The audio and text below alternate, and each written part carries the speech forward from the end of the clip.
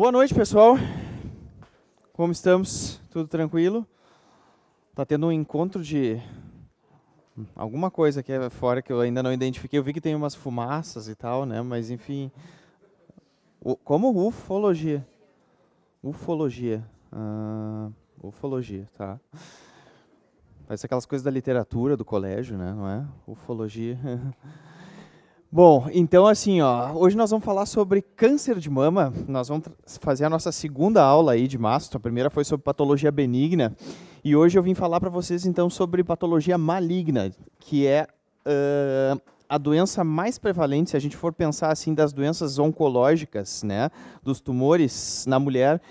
Desde 2011 é a doença mais prevalente, então é um assunto que com certeza é importante a gente saber, não só para a prova, mas também para a vida, né? A gente tem que ter as noções básicas de como que a gente vai conduzir esses casos que aparecerem para a gente. Então vamos lá, eu começo com a questãozinha da PUC, de 2008, que diz o seguinte: mulher de 32 anos, por apresentar carcinoma ductal invasor de 4 centímetros, no quadrante superior externo da mama direita, é submetida a 4 ciclos de quimioterapia neoadjuvante e seguidos de setorectomia.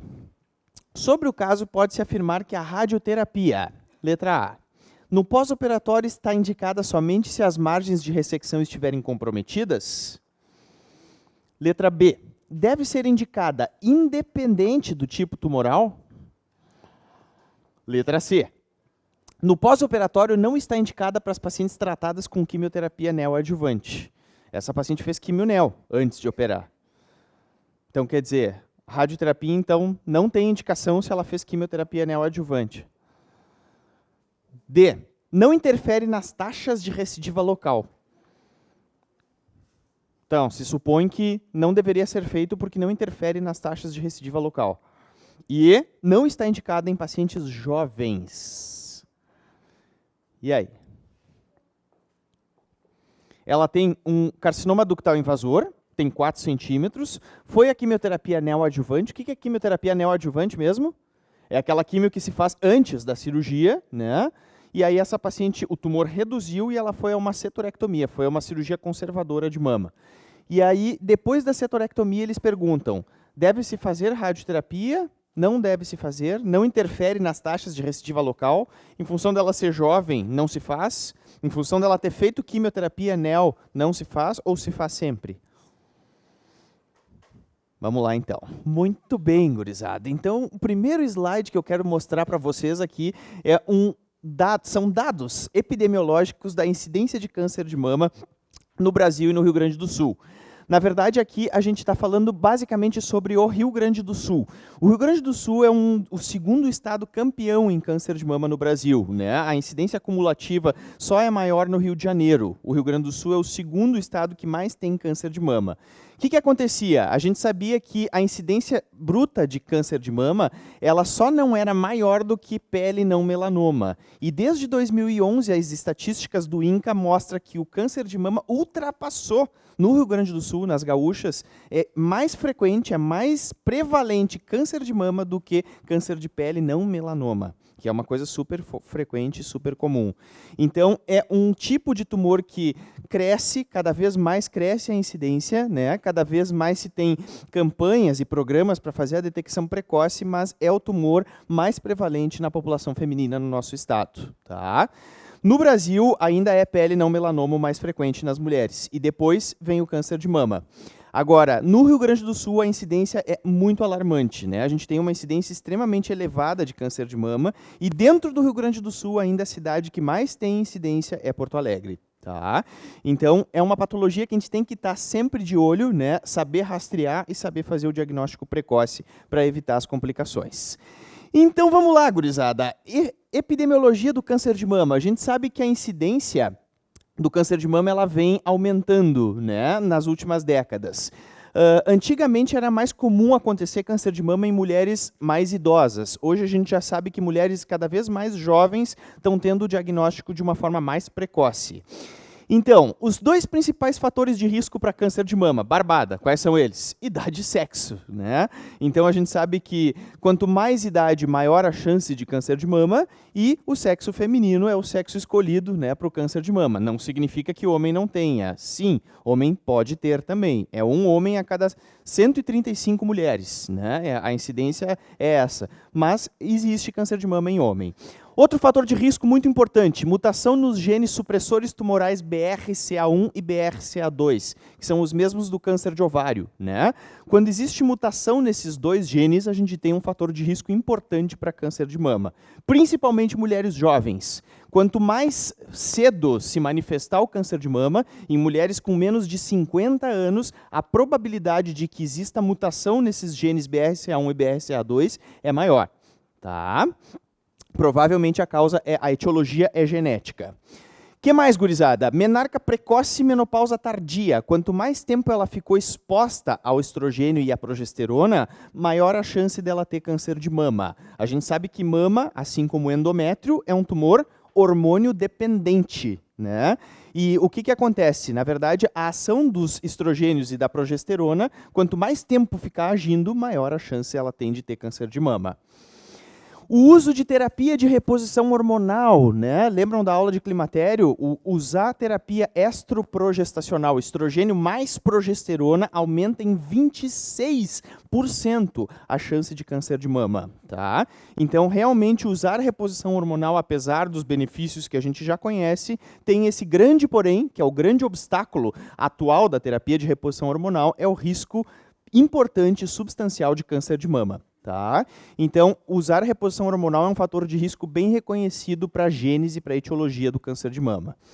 O que mais? Nulíparas. Mulheres que não têm filhos têm mais chance de ter câncer de mama do que mulheres que já tiveram filhos.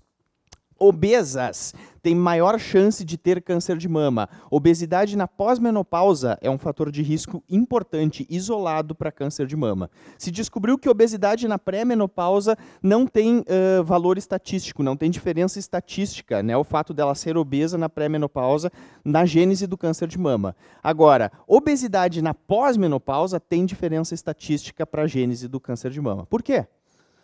Por que as obesas têm mais CA de mama? O que vocês acham? Porque tem mais conversão periférica, né? Os androgênios vão lá para a gordura, se transformam em estrona, que é um estrogênio periférico, né? E essa paciente, então, tem um fator de risco para ter câncer de mama. Obesidade na pós-menopausa é um fator de risco. E um fator novo, recente, que se descobriu faz pouco tempo, também através dos estudos de medicina baseada em evidência, é a densidade mamária aumentada na mamografia. Então, assim, mulheres de 50 anos que vão fazer a sua primeira mamografia de rastreamento e dar um BIRAD 0, porque a mama é muito densa, e essa paciente repete de novo, né, a mamografia dali a 2 anos e dá de novo um BIRAD 0 porque ela tem uma mama muito densa. Essa paciente que tem aumento da densidade mamária na mamografia tem um fator de risco para câncer de mama. Se descobriu que... Por que ela tem mais tecido mamário? Por que ela tem mais glândula mamária? Porque, na verdade, ela deveria ter uma mama lipossubstituída, mas se ela é menopausada e ela tem mais glândula mamária, essa paciente tem um fator de risco para ter câncer de mama. Quer dizer que ela tem mais tecido funcional ali. Tá? Então, aumento da densidade mamária na mamografia é um fator de risco para câncer de mama. Isso já está caindo em prova, tá, pessoal? É importante saber isso. Então, aumentar a densidade mamária, uma paciente que tu não esperaria que fosse um BIRAD 0 e que tem um BIRAD 0, é um fator de risco para câncer de mama. Tá? Certo? Isso aqui é muito importante e é muito importante que seja a paciente pós-menopausa, né? A paciente a partir dos 50 anos, que é o momento, né, de fazer mamografia. Não é uma guria de 26 anos que faz mamografia e que dá mama densa. Isso é óbvio que vai dar, né? Agora, uma paciente de 50 anos, né, no período do climatério, a partir daí e começa a fazer mamografia e a mama sempre é densa, é um fator de risco para câncer de mama. Ok? Tranquilo? Muito bem. Vamos falar sobre os genes BRCA1 e BRCA2, que é o que está no alvo da moda. Gurizada, o BRCA1 e o BRCA2 é um grande benefício que se descobriu das técnicas de engenharia genética, que são genes supressores tumorais. Se descobriu que o gene BRCA1 está isolado no cromossomo 17 e o gene BRCA2 está isolado no cromossomo 13. Esses dois genes, quando a gente detecta que existe mutação nesses genes supressores tumorais, olha só, a paciente tem 60 a 85% de risco de câncer de mama durante a vida.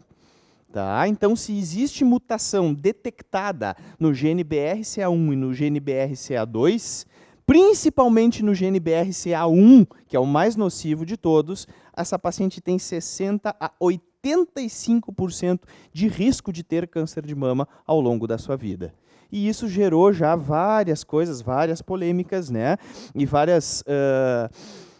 enfim, novas condutas, né, que estão sendo feitas, apesar de não serem condutas padrão ainda, mas em função de se reconhecer esses genes BRCA1 e BRCA2. Então, a gente teve esse ano, por exemplo, a atriz Angelina Jolie, que resolveu, ela decidiu, claro, junto com o aconselhamento do seu mastologista, do geneticista, né, fazer a mastectomia profilática, porque ela detectou que ela tinha mutação nos dois genes, no BRCA1 e no BRCA2. Então, se existe essa mutação, é uma das coisas, não é ainda uma conduta padrão, né? Mas a gente sabe que a mastectomia profilática ela pode ser redutora de risco.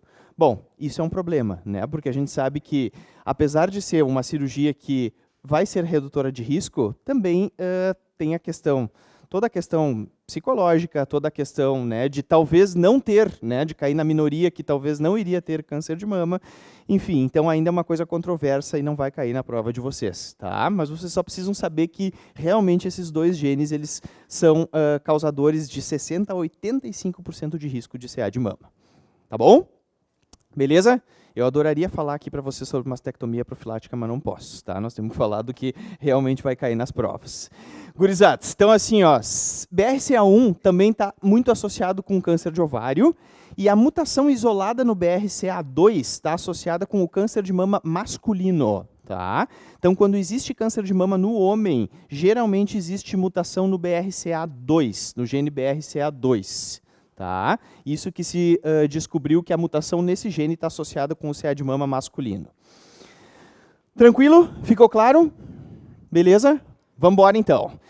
Então assim, ó, qual é que é a principal queixa de uma paciente que chega para consultar contigo lá na unidade básica de saúde e que tu vai fazer o diagnóstico de câncer de mama, que tu tens que pensar num diagnóstico de câncer de mama? Qual que é? Nódulo. Nódulo que o médico palpa ou que a paciente palpa? Que a paciente palpa. Então, é a paciente que chega na unidade básica dizendo assim, ó, palpei um nódulo na mama direita, um nódulo na mama esquerda. Então, o nódulo que foi encontrado pela paciente é o principal sinal semiológico, né, de que pode ter um câncer de mama. A maioria dos cânceres de mama são descobertos dessa forma.